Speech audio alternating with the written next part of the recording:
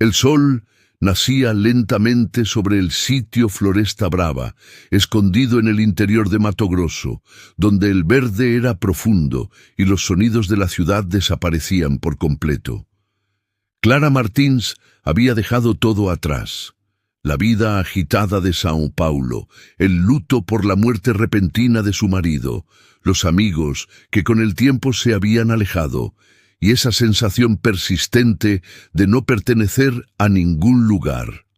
Con su hija Elisa, de apenas 8 meses, buscaba silencio, un reinicio y quizás alguna forma de redención. La casa que había heredado de su abuela era antigua, hecha de barro, madera y recuerdos. Un lugar que olía a pasado, donde las paredes parecían guardar secretos. Desde su llegada, Clara tenía sueños confusos. Sombras entre los árboles, un niño en la orilla del río, una cuna flotando. Nunca habló de ello, ni siquiera con el viejo Francisco, el vecino más cercano, a kilómetros de distancia. Dedicaba sus días a la tierra, a su hija y al silencio. Por las noches leía fragmentos del viejo diario de su abuela, doña Geralda, que hablaba del hueco del río, un pantano sombrío al final de un sendero de pasto alto. Su abuela decía que ese lugar era sagrado y peligroso. Cuando el río llama, la sangre responde, decía un fragmento. Clara siempre pensó que eran supersticiones de gente del campo. Hasta esa noche. La noche era sofocante. Clara se quedó dormida en el sofá. Despertó con un presentimiento extraño. Elisa dormía en la habitación. El aire era denso. Abrió la puerta con cuidado. Y el tiempo pareció congelarse. Elisa dormía plácidamente, de bruces sobre el colchón, y al lado de ella, enrollado como un perro, estaba un enorme caimán. No había agresividad, solo un reposo inquietante. El animal parecía familiar. Elisa dormía profundamente, como si nada fuera anormal. Clara retrocedió, cerró la puerta, tomó una herramienta por instinto, pero al volver, el caimán ya no estaba. Solo marcas húmedas en el piso de tierra. Al día siguiente fue a casa de Francisco. Al contarle, él no se sorprendió. «Ese bicho tiene nombre», dijo. «Sago. No es solo un animal, es un llamado. Aparece cuando el dolor se acerca a tu sangre». «¿Esto es una leyenda?», murmuró Clara. «No, es sangre». Francisco contó que Sago apareció la última vez cuando la madre de Clara casi se ahogó de niña. El animal espantó a los demás y la protegió. También mencionó a un niño, Antonio, hermano de la madre de Clara, desaparecido en el mismo río. Intrigada, Clara buscó entre viejos objetos y encontró fotos. Una de ellas mostraba a un niño junto a su abuela. En el reverso, Antonio, 1968. Nadie nunca había mencionado ese nombre. Con el paso de los días, Clara comenzó a soñar con un niño llamándola desde el agua, hasta que, una noche, decidió enfrentarlo. Llevó a Elisa en brazos hasta la orilla del hueco del río, y él apareció. Sago. Los ojos del animal brillaban con una humanidad perturbadora, y en ese momento Clara lo supo. Antonio no había muerto, se había transformado. Era el guardián, el protector de una maldición que nadie comprendía del todo. Desde entonces, Sago no volvió a aparecer, pero Elisa creció sana, alegre. Clara registró todo en un diario, y cada vez que el viento soplaba fuerte, escuchaba un susurro lejano que decía su nombre, y sonreía, porque comprendía. Pasaron 6 años desde la última aparición de Sago. Elisa creció entre árboles, ríos y secretos. Ahora tenía 6 años y unos ojos tan atentos que siempre parecían ver algo más allá. Clara la educaba en casa, le enseñaba a leer, a plantar, a respetar la tierra.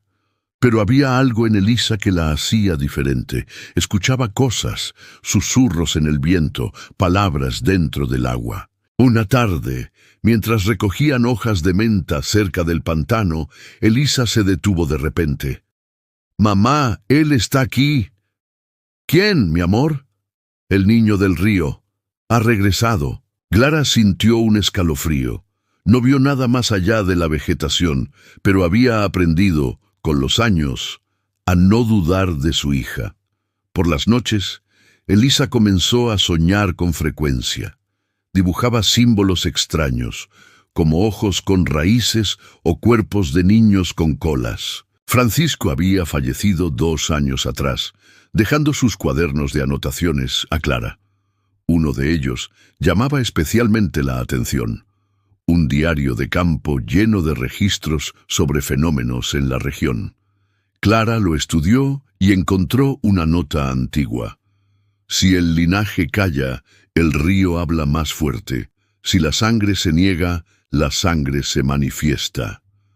Leticia, ahora viviendo en la ciudad vecina, visitaba a Clara una vez al mes.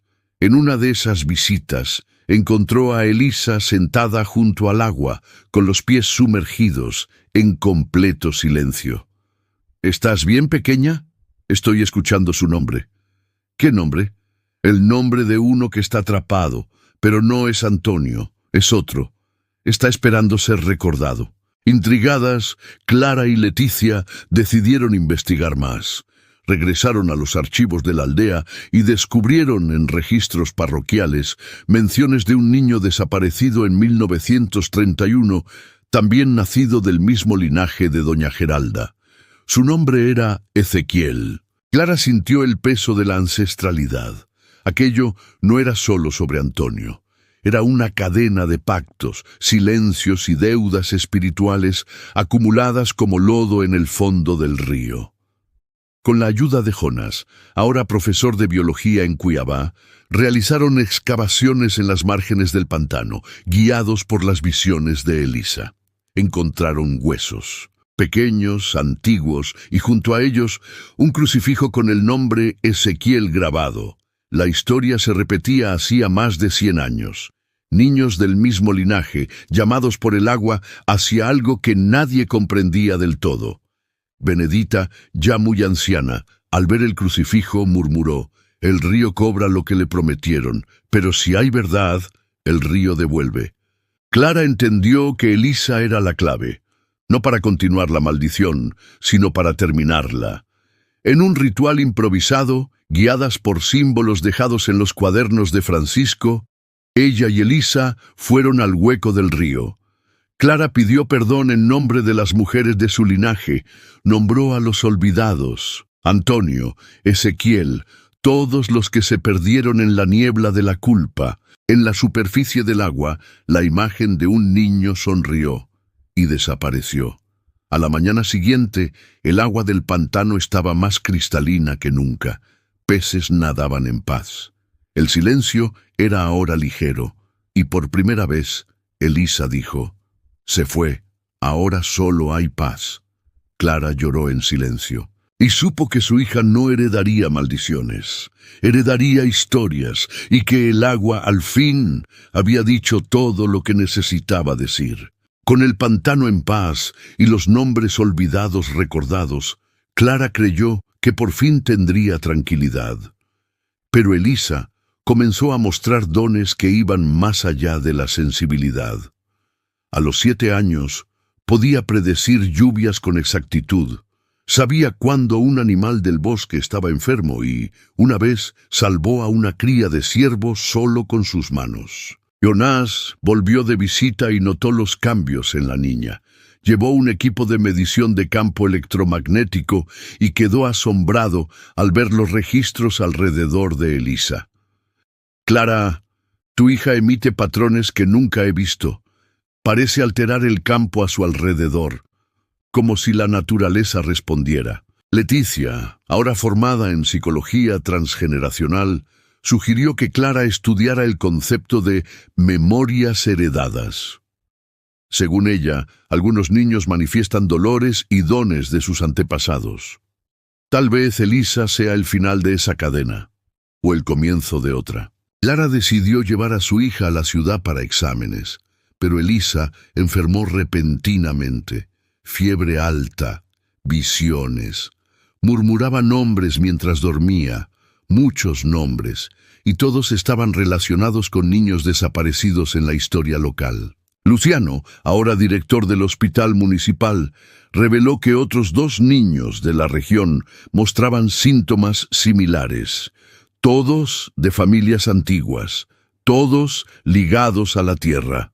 Fue entonces cuando Benedita, con 90 años y casi ciega, reapareció. Pidió hablar a solas con Clara.